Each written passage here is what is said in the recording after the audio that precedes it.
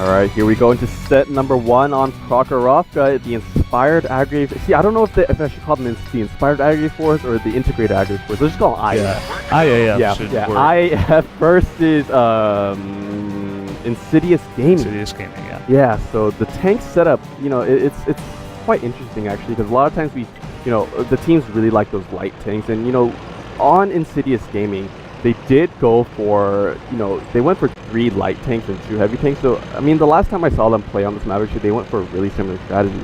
And on the opposing team, IF, they're going with a tank that I've actually never seen before. It's a T26E4. So it is a medium tank. And, of course, it is paired up with 2 T69s and a T71.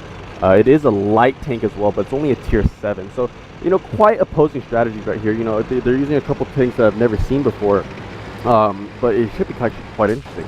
Yeah, maybe they've figured something out with this tank that other teams just haven't yet, and maybe going to use it to their advantage. But what exactly do you think they're trying to go here with the 3 light tanks instead of the opposing side's tank setup with the 4 medium tanks and just 1 light tank? Definitely more mobility, yeah. See, I was going to say that Team Singapore or Insidious Gaming were definitely going to try and go for more spread out kind of push. Send a couple of their tanks, out in the field, send a couple of their tanks maybe down the railway or to the eastern side, and definitely using that mobility to kind of catch IF off guard. But what IF are doing right now is they're really committing towards that western road.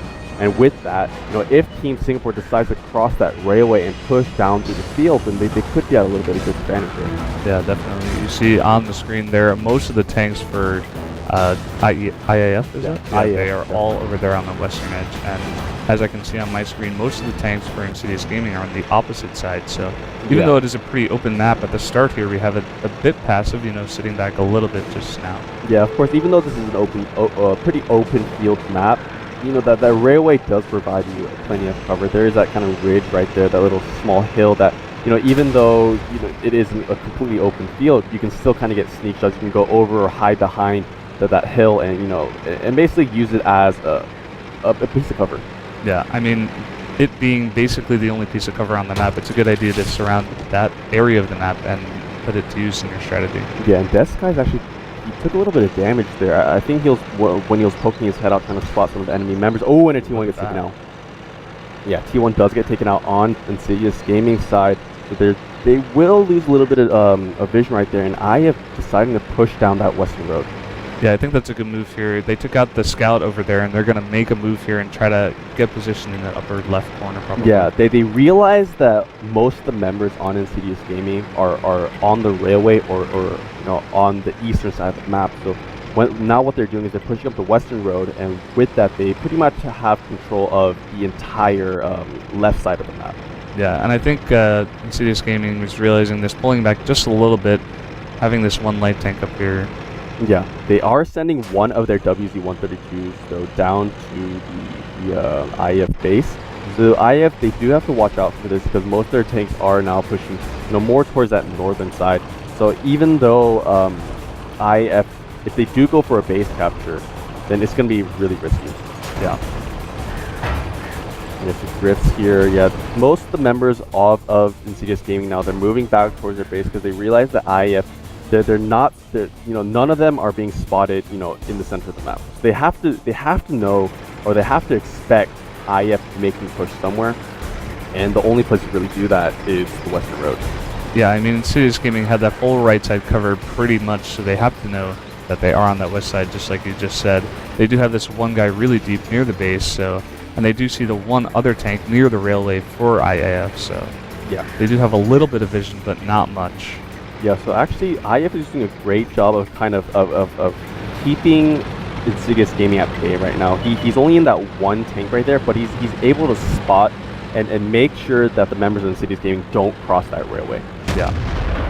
Oh, but another T1 gets taken now on Insidious Gaming side, so Insidious Gaming losing a lot of vision now. They only have 5 tanks remaining. Although they only lost their 2 T1s, they should be in pretty good shape if this actually does come down to a firefight.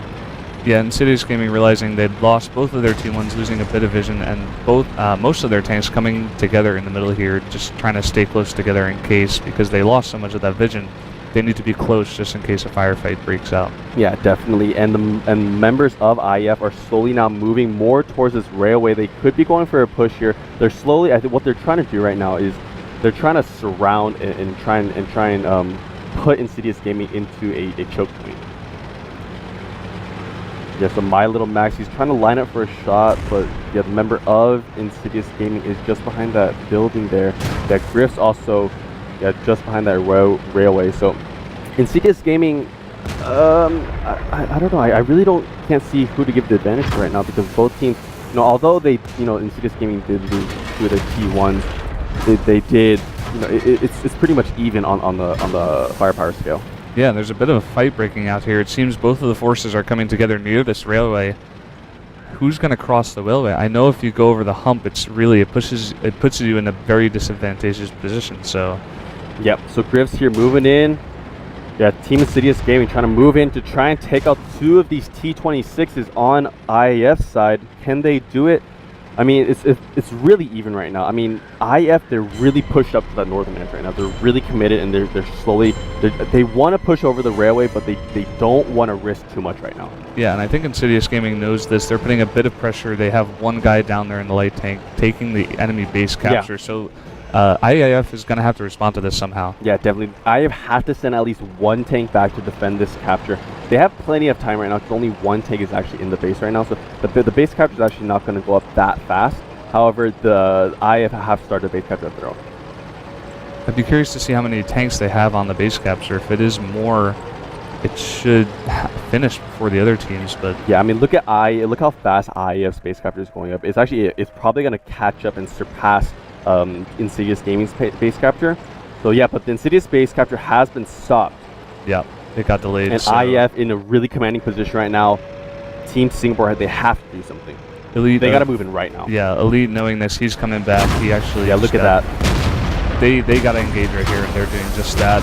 Bit of a firefight going on here, 2-on-1, but he's got a lot of help from the other sides. Yeah, they gotta at least hit one of the guys in the base to stop this base capture. They do delay it. Nice job, but two tanks on Team Singapore. Insidious Gaming do go down, an AMX-50 and a WZ-132, and IF looking pretty healthy right now. They only lost one T1 and a Tier 2 light tank, so definitely a pretty big advantage going to IF right now. However, Insidious Gaming, yeah, I really don't think there's anything they can do right now. Yeah, I mean, they had to push in there. They had to stop the base capture, but in the process, they lost most of their tanks. Yeah. They got that tank disadvantage, and now they're pretty much done for this match, I have to say. Exactly. So Insidious Gaming, although they had a valiant effort to try and stop the base capture, they did lose way too many of their tanks in that firefight.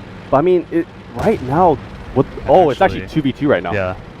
So Insidious Gaming could come back from this. It is an AMX-13, so it's two light tanks versus two medium tanks. If the light tanks can play this perfectly and use their mobility to dodge out the shots coming out from IEF, but no, a tank does go down on Team Singapore or Team Insidious Gaming. That WZ-132 does go down, and this is the last tank now remaining on Insidious Gaming. We'll have to see if I am Sodam Sien will be able to pick off anything here, but I